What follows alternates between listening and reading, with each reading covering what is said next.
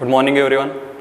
आज आपण mathematics part सेकंडमधील chapter पहिला डिफरन्शिएशन पाहणार आहोत.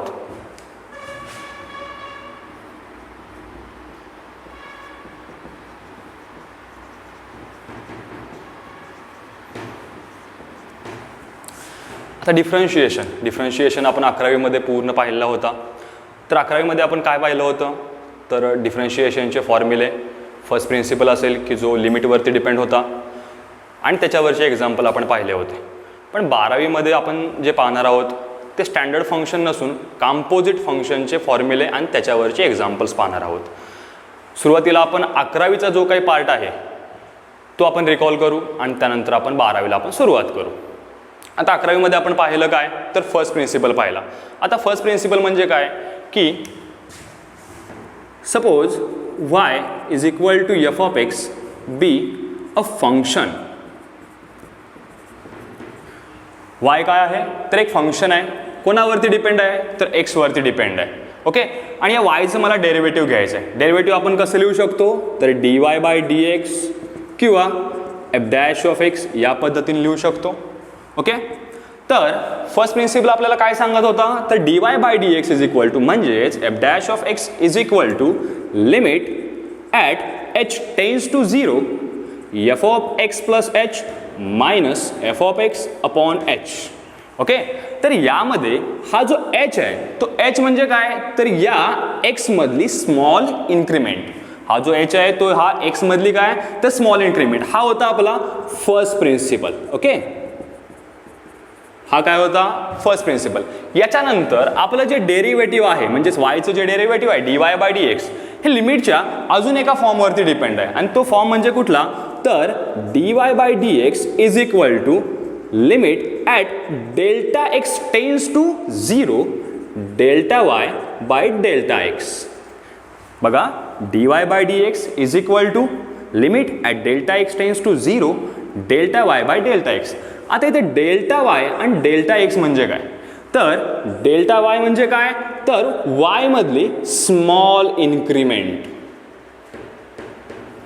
आणि डेल्टा x म्हणजे काय, तर x मधील स्मॉल इन्क्रीमेंट. तर या दोन गोष्टी आपण 11वीमध्ये पाहिल्या होत्या की हे जे डेरिव्हेटिव्ह आहे ते लिमिटवरती कशा प्रकारे अवलंबून आहे आणि त्याचे आपण एक्झाम्पल्स पाहिले होते. Okay, most of the example आपण फर्स्ट प्रिन्सिपलवरती पाहिले होते. आता पुढे आपण बघूया.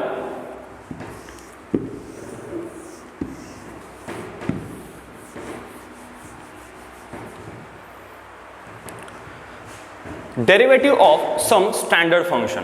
आता काही मी स्टँडर्ड फंक्शन घेतो आणि त्याचे डेरिव्हेटिव्ह मी लिहितो. ओके, की जे आपण 11वीमध्ये पाहिलं होतं. Let y is equal to f of x. y हे फंक्शन आहे इन टर्म्स ऑफ x आणि या बाजूला एक मी कॉलम करतो, तो म्हणजे या yचं डेरिव्हेटिव्ह म्हणजे थोडक्यात एफ ऑफ एक्सचं derivative. dy by dx is equal to F dash of x. आता मी एक फंक्शन घेतो, एनी फंक्शन c म्हणजे काय, कॉन्स्टंट. ओके, आता कॉन्स्टंटचं डेरिव्हेटिव्ह आपण 11वीमध्ये पाहिलं होतं. कॉन्स्टंटचं डेरिव्हेटिव्ह काय असतं, तर 0 असतं. का, कारण त्यामध्ये व्हेरिएबल इन्क्लूड नाही. आता व्हेरिएबल कुठला आहे, तर आपल्याकडे व्हेरिएबल कोण आहे, x आहे. का x आहे, कारण y हे फंक्शन इन टर्म्स ऑफ काय आहे, तर x आहे. ओके, देन नेक्स्ट दुसरं मी फंक्शन घेतो x raise to n. x raise to nचं डेरिव्हेटिव्ह आपण बघितलं होतं आणि त्याचं प्रूफ सुद्धा आपण 11वीमध्ये बघितलं होतं. x रेज टू nचं डेरिव्हेटिव्ह काय, तर n into x raise to n minus 1. त्यानंतर तिसरं फंक्शन, हे पहिलं, हे दुसरं, हे तिसरं फंक्शन कुठलं, तर रूट एक्स, की ज्याला आपण अजून असं लिहू शकतो x रेज टू 1/2. याचं डेरिव्हेटिव्ह काय होतं, तर 1/2 इंटू रूट एक्स. त्यानंतर तिसरं फंक्शन लॉग ऑफ एक्स. आता लॉग ऑफ एक्स मध्ये पुन्हा दोन पार्ट पडतात, ते म्हणजे नॅचरल लॉगॅरिथम आणि कॉमन लॉगॅरिथम. सुरुवातीला आपण नॅचरल लॉगॅरिथम बघू. आता नॅचरल लॉगॅरिथम म्हणजे काय, असं लॉगॅरिथम की ज्याचा बेस हा एक्सपोनेन्शियल फंक्शन असतो, त्याला आपण नॅचरल लॉगॅरिथम म्हणतो. डेरिव्हेटिव्ह मध्ये नॅचरल लॉगॅरिथमचंच डेरिव्हेटिव्ह एक्झिस्ट होतं. ओके, आता नॅचरल लॉगॅरिथमचं डेरिव्हेटिव्ह काय, तर 1/x. नाव next fifth one, common logarithm. या लॉगचा बेस मी a घेतो. ओके. आपण बघितलं आता सुरुवातीला मी सांगितलं की नॅचरल लॉगॅरिथमचंच डेरिव्हेटिव्ह एक्झिस्ट होतं, कॉमन लॉगॅरिथमचं डेरिव्हेटिव्ह एक्झिस्ट होत नाही. तर मग कॉमन लॉगॅरिथमचं डेरिव्हेटिव्ह घ्यायचं कसं, तर कॉमन लॉगॅरिथमचं कन्व्हर्जन आपण नॅचरल लॉगॅरिथममध्ये करायचं. कसं करायचं, तर with help of base formula. तो आपण बघूया.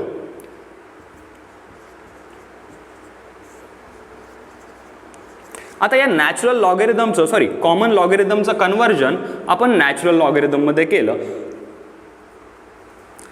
आता log of a to the base e हा काय आहे, तर कॉन्स्टंट आहे आणि हा कॉन्स्टंट एका फंक्शनला अटॅच आहे, त्यामुळे मी तो ॲज इट इज लिहितो. ओके. याला आपण फक्त लॉग ऑफ ए लिहिलं तरी चालतं. आता या लॉग ऑफ एक्सचं डेरिव्हेटिव्ह काय येतं, तर 1/x. ओके. त्यानंतर आपण ट्रिग्नोमेट्रिक फंक्शनचे डेरिव्हेटिव्ह बघितले. ट्रिग्नोमेट्रिक फंक्शनचे डेरिव्हेटिव्ह काय येतात, तर first one sine of X. Sine एक्सचं डेरिव्हेटिव्ह काय असतं, तर कॉस ऑफ एक्स. त्यानंतर कॉस ऑफ एक्सचं derivative minus sine of X. त्यानंतर टॅन एक्सचं डेरिव्हेटिव्ह सेक स्क्वेअर एक्स. त्यानंतर सेक एक्सचं derivative sec x into tan X. त्यानंतर कॉट एक्सचं derivative minus cosec square X. त्यानंतर कोसेक एक्सचं derivative minus cosec x into cot x.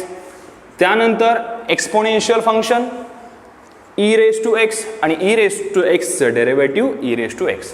तर अशा पद्धतीने फॉर्म्युले आपण म्हणजे स्टँडर्ड फंक्शनचं डेरिव्हेटिव्ह आपण 11वी मध्ये पाहिलं होतं. तर हे स्टँडर्ड फंक्शनचे डेरिव्हेटिव्ह आहे, आपण पुन्हा एकदा बघूया.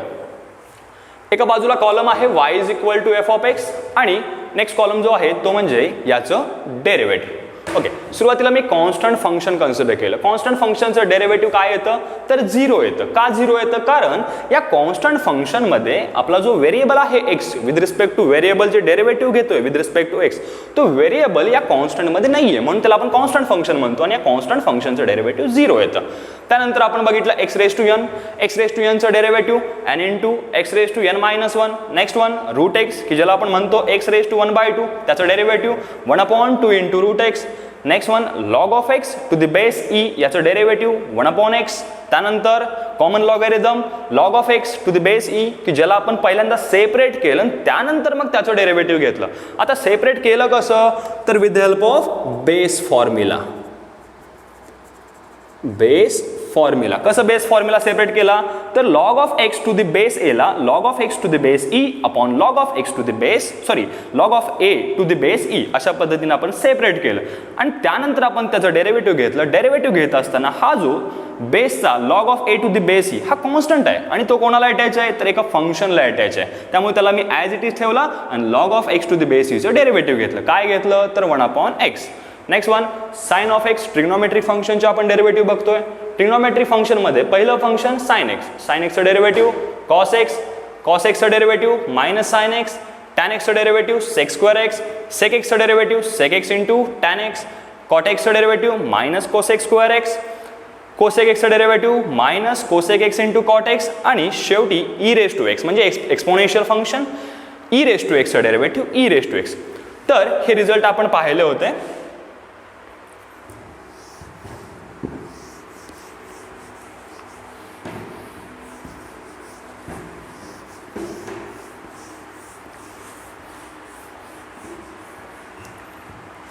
आता डेरिव्हेटिव्ह बघत असताना आपल्याला डेरिव्हेटिव्हची डेफिनेशन पण माहीत असणं गरजेचं आहे. जसं आपण आता स्टँडर्ड फंक्शनचे डेरिव्हेटिव्ह बघितले, तसेच कॉम्पोजिट फंक्शनचे डेरिव्हेटिव्ह सुद्धा आपल्याला बघायचे आहे. त्याआधी मी एक डिफरन्शिएशनची छोटीशी डेफिनेशन सांगतो.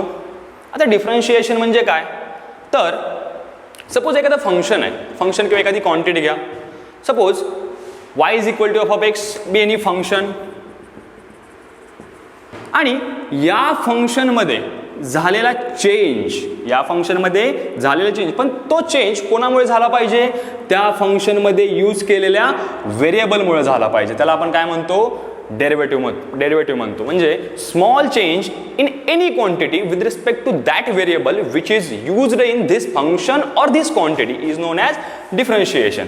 आता 12वी मध्ये आपण जर बघितलं, आता 12वीच्या सुरुवातीला 12वीची आपण सुरुवात करतोय. तर 12वीच्या सुरुवातीला काय आहे तर derivative same as it is, फक्त ते डेरिव्हेटिव्ह आहे कंपोजिट फंक्शनचं डेरिव्हेटिव्ह. आता कंपोजिट फंक्शन म्हणजे काय तर थोडक्यात मराठी भाषेमध्ये सांगायचं झालं तर एकमेकांमध्ये गुंतलेलं फंक्शन. एखादं उदाहरण घ्यायचं झालं तर sine of log of x. आता इथं आपण बघितलं तर आपल्याला इथे दोन फंक्शन्स देतात, एक म्हणजे साइन ऑफ समथिंग आणि दुसरं म्हणजे लॉग ऑफ समथिंग. आता हे जे साइन ऑफ समथिंग आहे ते काय आहे तर ट्रिग्नोमेट्रिक फंक्शन आहे. कुठलं फंक्शन आहे ट्रिग्नोमेट्रिक फंक्शन. आणि लॉग ऑफ एक्स हे कुठलं फंक्शन आहे तर लॉगॅरिथमिक फंक्शन आहे.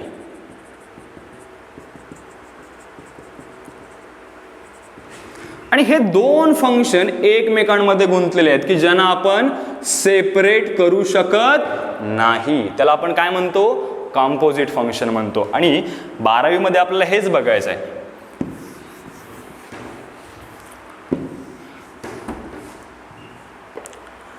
आता डेरिव्हेटिव्ह ऑफ कंपोजिट फंक्शन बघा. Derivative of composite functions. आता कंपोजिट फंक्शन्सचे डेरिव्हेटिव्ह बघत असताना आपण सुरुवातीला याच्यावरचा थेरम आपण बघू आणि त्यानंतर आपण कंपोजिट फंक्शनचे डेरिव्हेटिव्ह बघू. ओके ठीक आहे. आता आपण थिअरम बघूया. थिअरमचं स्टेटमेंट सुरुवातीला मी लिहितो बघा. If y is equal to f of u is differentiable function of u. y is equal to f of u हे काय आहे तर डिफरन्शिएबल फंक्शन आहे इन टर्म्स ऑफ काय तर u किंवा विथ रिस्पेक्ट टू u आपण ज्याला म्हणतो. And u is equal to f of x is also differentiable function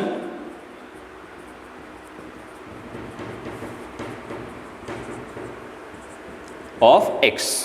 आणि u हे काय आहे एफ ऑफ एक्स आहे. तर u हे डिफरन्शिएबल फंक्शन आहे इन टर्म्स ऑफ x आणि y हे डिफरन्शिएबल फंक्शन आहे इन टर्म्स ऑफ u. याचा अर्थ y हे कोणावरती डिपेंड आहे तर u वरती डिपेंड आहे आणि u हे कोणावरती डिपेंड आहे तर x वरती डिपेंड आहे. Such that y is equal to आपण इथे u is equal to g of x घेऊ कारण f आपण इथे ऑलरेडी यूज केलेला होता. Such that y is equal to f of g of x is also differentiable function of x. then dy by dx is equal to dy by du into du by dx. Okay theorem पुन्हा एकदा सांगतो मी. y हे एक function आहे in terms of u. Okay आणि y हे with respect to u differentiable आहे. u हे एक फंक्शन आहे इन टर्म्स ऑफ x आणि u हे डिफरन्शिएबल फंक्शन आहे विथ रिस्पेक्ट टू x. जर y in terms of u असेल u in terms of x असेल तर clearly y in terms of काय असणार आहे x असणार आहे. पुन्हा एकदा सांगतो y हे with respect to u differentiable आहे, u with respect to x differentiable आहे. क्लिअरली y हे डिफरन्शिएबल काय असणार आहे विथ रिस्पेक्ट टू x असणार आहे. आणि या थिअरमलाच आपण काय म्हणतो तर चेन रूल म्हणतो. काय म्हणतो चेन रूल. आता या थिअरमचं आपल्याला प्रूफ बघायचं आहे आणि आपल्याला काय प्रूव्ह करायचं आहे बघा. If y is equal to f of u is a differentiable function of u and u is equal to g of x is also differentiable function of x such that y is equal to f of g of x. Composite function दिसतंय बघा एकमेकांमध्ये गुंतलेलं. such that y is equal to f of g of x is also differentiable function of x. then we have to prove that dy by dx is equal to dy by du into du by dx. म्हणजे आपल्याला थोडक्यात हे prove करायचं आहे. Okay आता हे आपण prove करूया. थेरम पुन्हा एकदा बघा तुम्ही.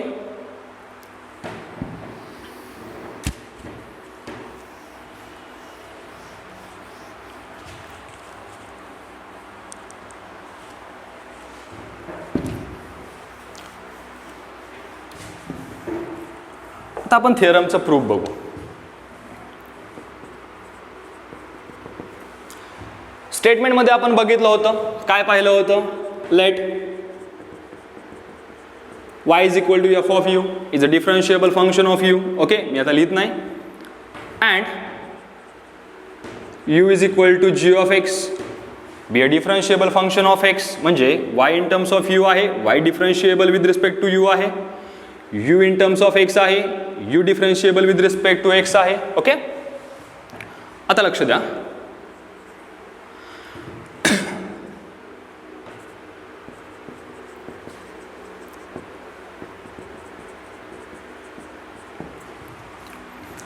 आता बघा, consider delta y, delta x and delta u. जसं मगाशी आपण सुरुवातीला बघितलं, 11वीचा पार्ट सांगताना मी डेल्टा y, डेल्टा x किंवा डेल्टा u म्हणजे काय ते सांगितलं होतं. Consider delta y, delta x and delta u be small इन्क्रीमेंट्स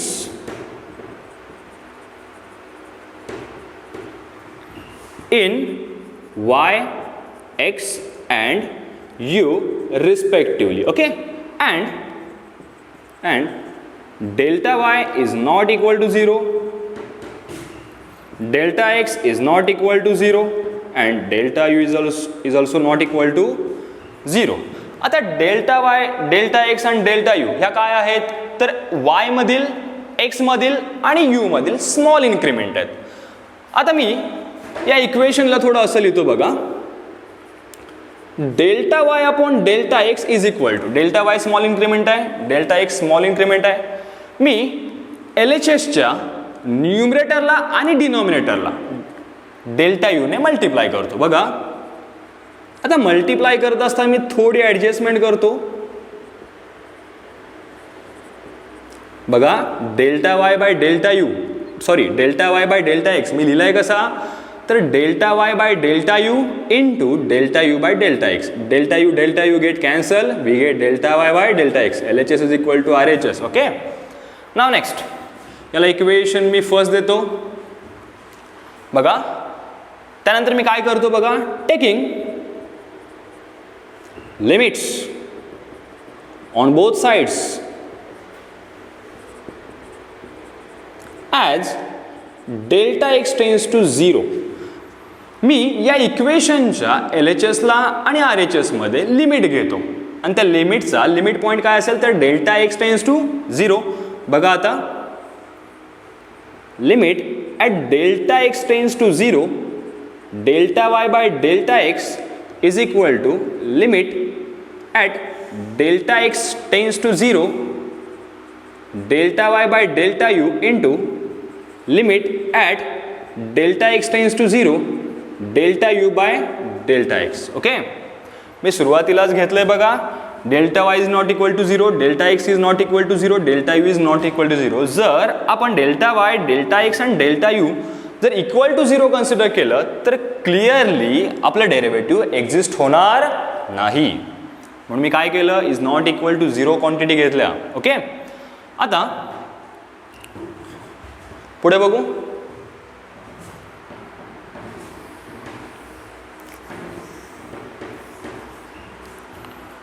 मी ते इक्वेशन पुन्हा लिहितो. Limit at delta x tends to 0, delta y by delta x is equal to limit at delta x tends to 0, delta y by delta u into limit at delta x tends to 0, delta u by delta x. मी ते equation पुसतो. आता इकडे लक्ष द्या,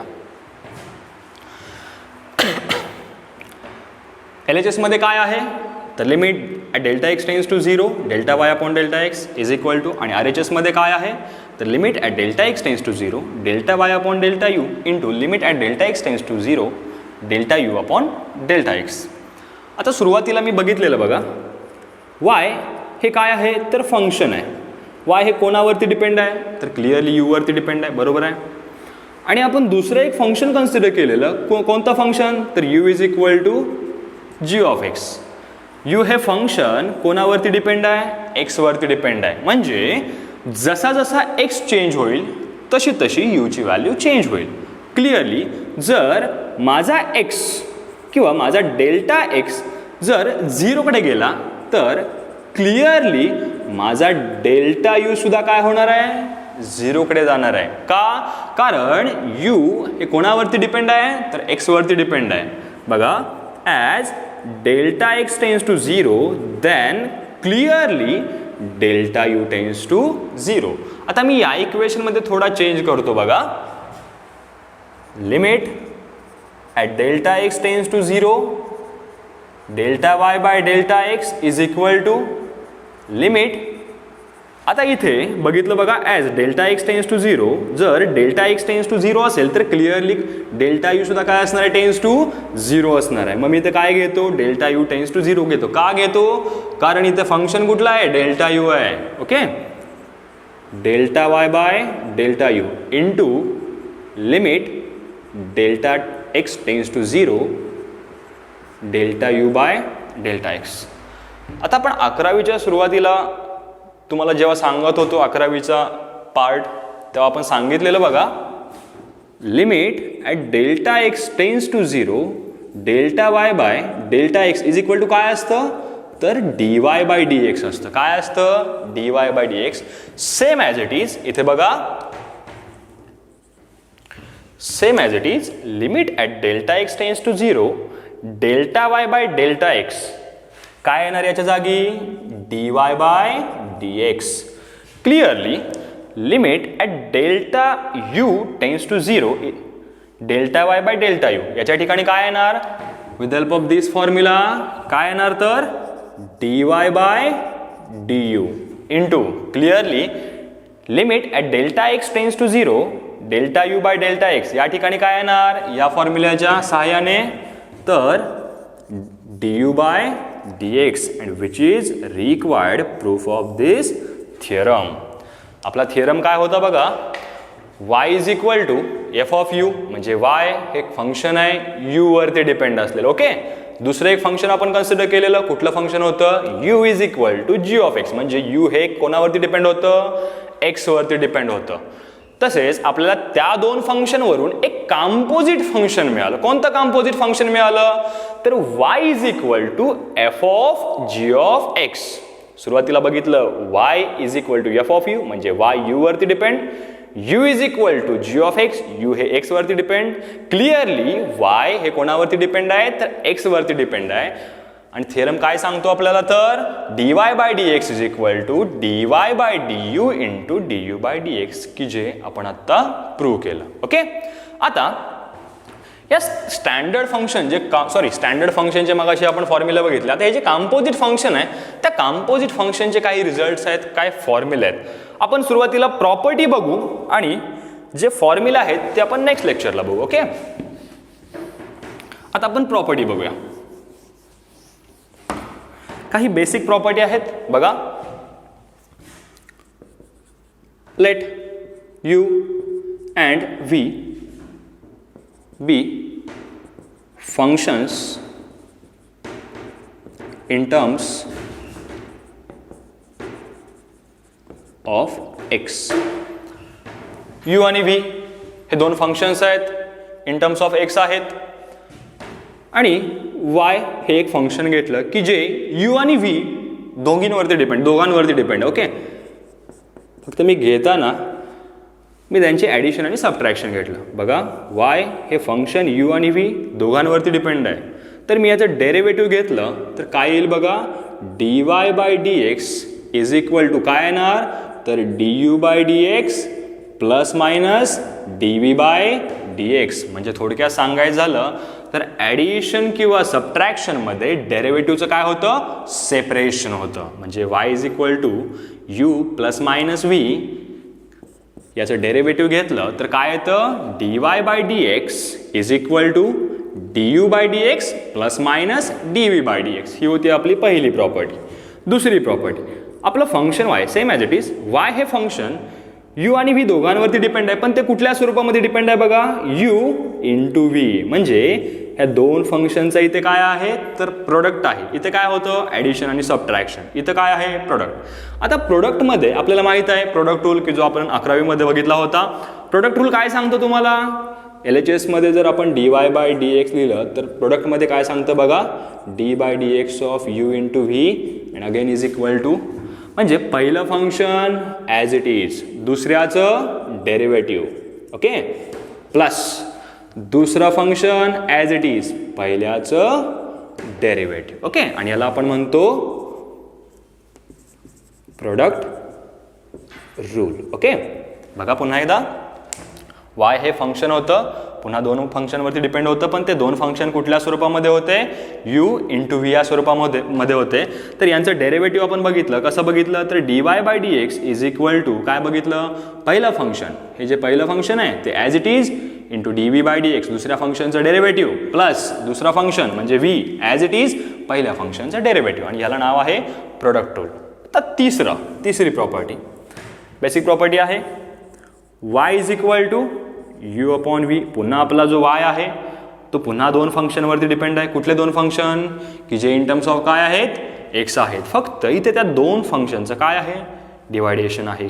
या रूलला आपण काय म्हणतो, कोशंट रूल म्हणतो. मल्टिप्लिकेशनमध्ये काय म्हणलं, प्रोडक्ट रूल, याच्यामध्ये काय म्हणणार आहोत, कोशंट रूल. आता कोशंट रूल आपल्याला सांगतो काय, LHS मध्ये मी डेरिव्हेटिव्ह घेतो बघा, yचं डेरिव्हेटिव्ह dy/dx, RHS मध्ये आपण LHS मध्ये आपण डेरिव्हेटिव्ह घेतलं dy/dx, RHS मध्ये काय येणार d/dx of u upon V. आता हा रूल सांगतो काय तुम्हाला, तुमचा जो बेस आहे तो ॲज इट इज बघा, किंवा डिनॉमिनेटर आहे तो ॲज इट इज, न्यूमरेटरचं काय येतं डेरिव्हेटिव्ह मायनस, प्रोडक्ट रूलमध्ये साईन काय होतं प्लस होतं, पण इथं काय येतं मायनस. बघा तुमचा डिनॉमिनेटर ॲज इट इज, न्यूमरेटरचं derivative minus numerator as it is, डिनॉमिनेटरचं डेरिव्हेटिव्ह अपॉन डिनॉमिनेटरचा काय स्क्वेअर, ओके. तर याला काय म्हणतो आपण, कोशंट रूल म्हणतो. काय म्हणतो, कोशंट. बघा ॲडिशनमध्ये डेरिव्हेटिव्हचं सेपरेशन, मल्टिप्लिकेशनमध्ये डेरिव्हेटिव्हचा rule same as it is, डिवायडेशनमध्ये डेरिव्हेटिव्हचा रूल. आता जो नेक्स्ट पार्ट आहे तो नेक्स्ट पार्ट म्हणजे कंपोजिट फंक्शनचे डेरिव्हेटिव्ह्स. आता ते फॉर्म्युले जे आहेत ते आपण नेक्स्ट लेक्चरला बघू, ओके. थँक्यू.